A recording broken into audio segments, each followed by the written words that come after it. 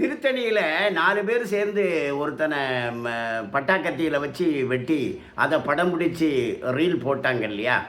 அதே மாதிரி கோயம்புத்தூரில் ஒரு வட இந்திய இளைஞனை ராத்திரி அடித்து கொண்டு இருக்காங்க. 30ஆம் தேதி தான் நடந்திருக்கு.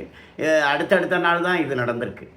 இம்மாதிரி தமிழகத்தினுடைய இளைஞர்கள் இப்படி தயாராகிறது எப்படின்னா அவங்க சினிமாவை பார்த்து தான் தயாராகிறாங்க. இப்போ சினிமா யாருடைய கையில் இருக்குது? திமுக கையில் தான் இருக்குது. திமுககாரங்க தான் அந்த சினிமாவினுடைய கட்டுப்பாடு மொத்தத்தையும் கையில் வச்சுருக்காங்க. அப்போ அந்த சினிமாவில் கதாநாயகன் என்ன பண்ணுறாரு? தண்ணி அடிக்கிறார். கஞ்சா, தண்ணி, இந்த பழக்கம் சினிமாவில் பண்ணுறாங்க. அதுதான் எடுத்ததுமே அதுதான் பண்ணுறாங்க. அதான் ஒரு நீங்கள் எந்த சினிமாவை பார்த்தாலும் அந்த கதாநாயகன் தண்ணி அடிப்பான். அப்போ அது யாருக்கு இது சொல்லித்தர்றது? தண்ணி அடிக்கிறத இந்த மாணவர்களுக்கு சொல்லித்தர்றது. சினிமாங்கிறத அதுதானே, மாணவர்கள் தானே சினிமா பார்க்க போகிறாங்க. இந்த மாணவர்களுக்கு, இளைஞர்களுக்கு அந்த தண்ணி அடிக்கிறத சொல்லித்தர்றாங்க. சாராய வியாபாரமும் திமுககாரங்க தான் செய்கிறாங்க. இந்த கஞ்சா வியாபாரத்தையும் அவங்க தான் பண்ணுறாங்க. அதோட ஒரு வெறுப்பை உருவாக்குறாங்க. வட இந்தியா, வடக்கத்தை, பான்பராக்கு சாப்பிட்றவன் அப்படின்னு எல்லாம் பேசி அந்த மாதிரி அவன் வேற, நம்ம வேற, அவன் எப்படி இங்கே வரலாம் அப்படிங்கிற மாதிரியெல்லாம் பேசிகிட்டு இருக்குது திமுககாரங்க தான். திமுக பத்திரிகைகள் அப்படி எழுதுவாங்க, திமுககாரங்க மேடைகளில் அப்படி பேசுவாங்க, வட இந்தியாக்காரங்களை கொச்சப்படுத்தி கேவலப்படுத்தி எல்லாம் பண்ணுறாங்கல்ல. அதனால தான் வட இந்தியாக்காரங்களை பார்த்து இப்போ வெட்டுறாங்க. யார்? இவங்கக்கிட்ட கஞ்சா வாங்கி சாப்பிட்றவங்க. யார் வெட்டுறாங்க? இவங்களுடைய சினிமாவை பார்க்குறவங்க. சினிமாவில் என்ன காட்டுறாங்க? அப்படி தான் காட்டுறாங்க.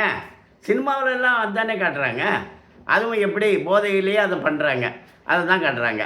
அப்போது இப்படி ஒரு தமிழர் சமுதாயத்தை, இந்த இளைஞர்களை இவ்வளவு கேவலமாக உருவாக்கி வச்சிருக்கிறது திமுக தான். இந்த கொடூரம் இருக்கு இல்லையா? கொலை பண்ணுறது, போதையில் கொலை பண்ணுறது அப்படிங்கிற அந்த ஒரு கொடூரம் இருக்கு இல்லையா? இந்த கொடூரம் எங்கன்னா சினிமாவில் கற்பிக்கப்படுகிறது. இந்த போதை மூலமாக இது பலப்படுத்தப்படுகிறது. இதை சினிமாவுக்கும் போதைக்கும், அரசு நடத்தக்கூடிய போதைக்கும் எல்லாத்துக்குமே திமுக தான் காரணம். இப்போ இந்தியாவில் பல மாநிலங்களில் எல்லா இடமும் தான் சாராயம் இருக்குது. ஆனால் எந்த மாநிலமே, மாநில அரசே சாராயத்தை பண்ணுறதில்ல, வியாபாரம் பண்ணுறதில்ல.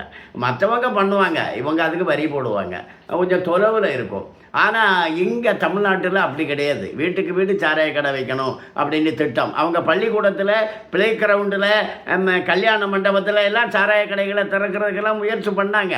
எதிர்ப்பு வந்ததுனால நிறுத்தி வச்சுருக்காங்க. இப்படி திமுக இந்த சமுதாயத்தை கெடுக்கிறது. அதனுடைய அடையாளம் தான் திருத்தணியில் நடந்தது, கோயம்புத்தூரில் நடந்தது, வட இந்திய இளைஞர்கள் சாகடிக்கப்படுவது. வணக்கம்.